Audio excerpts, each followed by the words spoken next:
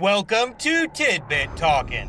This is a series that consists of spewing out assorted thoughts which arose from somebody who thinks too much, taking in, and generally loving various entertainment media by the boatload.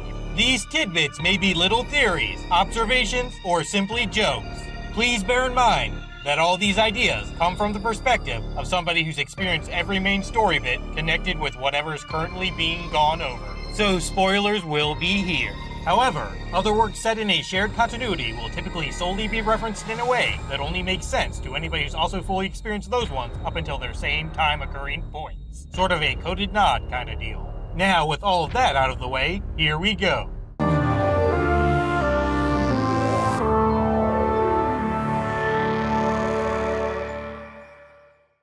Samus's loss of ice beam accessibility and automatic armor aesthetic alteration are probably the result of that nifty Metroid DNA making microscopic metamorphosis action happen. Sort of like what her bioengineered alien donor cousins go through under particular conditions, but with less fangs or tentacles. The radio interference in that first elevator must be from Ravenbeak copying Adam's vocal program. This first central unit getting killed must be how devilish Darkwing got his Omega Beam and Stream. There's still some life left for Samus to siphon, albeit without the gain of rapid fire action this time around, because him lacking an injection from a certain Ultimate Warrior species, and also possibly wielding an older power suit model, means consumption-constituted cranial creature corpse creation couldn't completely come about. Anyway, that first Emmy is already almost annihilated at arrival, because Ravenbeak had to test his new weapon out. Old Charcoal Melt didn't totally finish the thing off because he still kinda wanted it to have some chance at stealing sweet Metroid DNA for him. Malk and Chozo install doors that only take one missile to open as opposed to 5, because, as a warrior tribe, they abhor wasting ammunition. In a similar but still sorta contrasting vein, they distribute charge shot hatches pretty freely as a show of power respecting. Emmy Expanse entrance exits are automatically map loaded when arriving in one because Ravenbeak installed them into Samus's suit store schematic system during their initial duel as a way to give her a shot at powering up enough for his goals.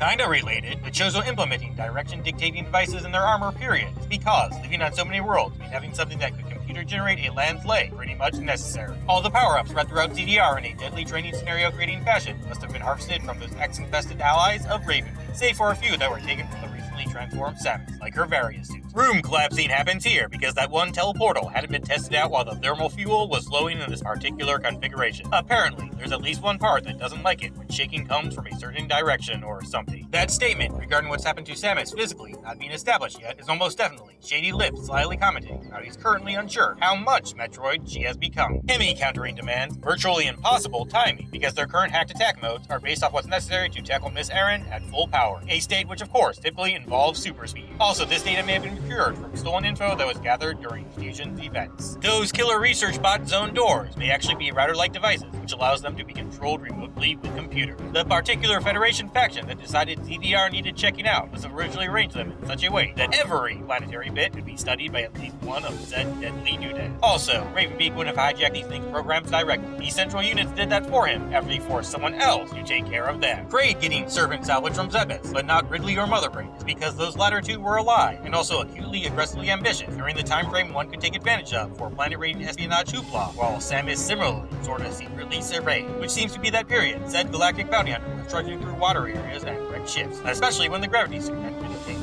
On top of that, Captain Colossal Crocodile Poland's capture would have also been because his sluggish movement tendencies make an escape while all X-infested situation kinda less likely. On a related note, Big Boss Beastie's belly bomb brought bungling would be the result of getting dissected down there during all that revival-related research ruckus. Sorta similar, Silent Scientist sole survivor status seems like it might have something to do with him being particularly adept at manufacturing recharge stations and other warrior-appreciated things, hence their abundance on this world. Also, every one of those deals not restoring health and ammo would simply be because there weren't enough parts available for the optimum option. White Robe might also be good at creating and maintaining central units. His kidnappers may even be aware that he in particular has been proven as somewhat X-resistant, meaning forced science could go on as planned, even after worst-case scenarios took place.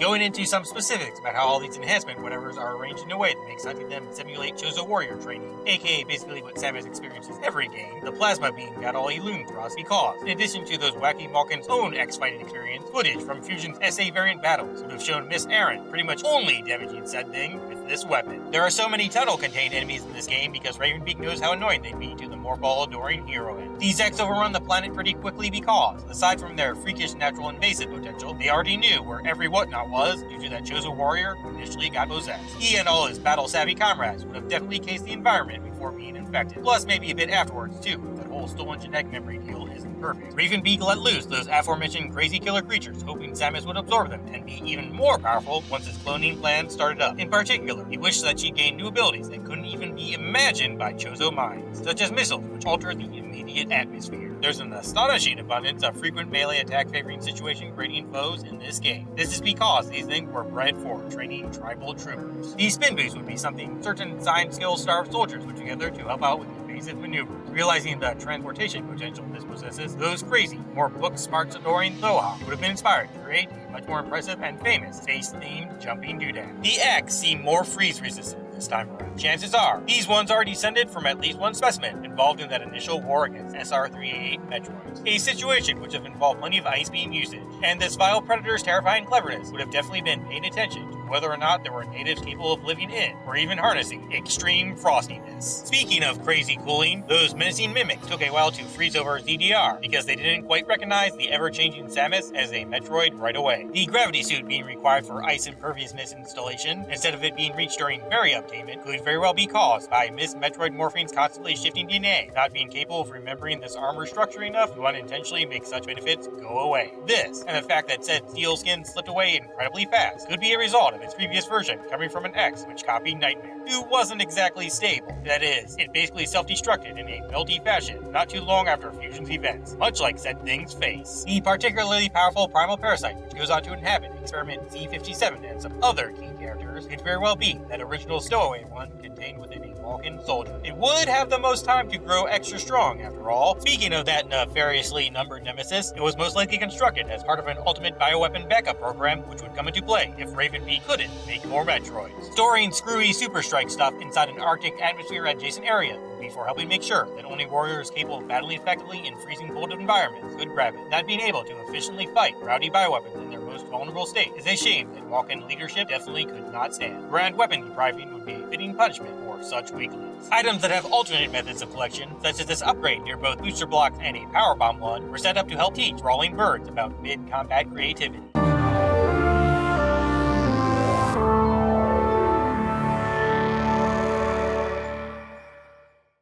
Obtaining all the ability probably isn't what renders Samus fully transformed. It's more likely the adrenaline rush caused by concern over power pulverization by a bombing that finalizes everything. On the topic of that thing which was just being talked about, Goldguard goes last because he's the only one immune to those souped-up explosives. Gotta make sure the prospective clone army basis isn't someone who can only win battles with cheap tactics. On another hand, no elite soldiers would be Aeon ability armed, so their boss would have an advantage. Samus' lack of experience fighting foes with such flashy skill. Speaking of something, Ravenbeak doesn't utilize the speed booster until his flight forging feathers are gone, because he fears them getting shred apart in an obstructive, involuntary sort of way. Likewise, he didn't install a space jump or a screw attack at all, because they definitely wouldn't work well with wings. This final transformation involving Samus going unconscious must be because her body has its own equivalent of Metroid membrane multi. Miss Aaron's most recent possessed alien DNA being fully integrated with those mechanical suit parts, much like its human and avian companions do, is the reason only this particular life force consuming Ultimate Warrior can do crazy contraption concerning craft, such as draining energy from ships, among other killer things. She simply sees no distinction between mechanical and biological whatever, at least on an instinctive level anyways.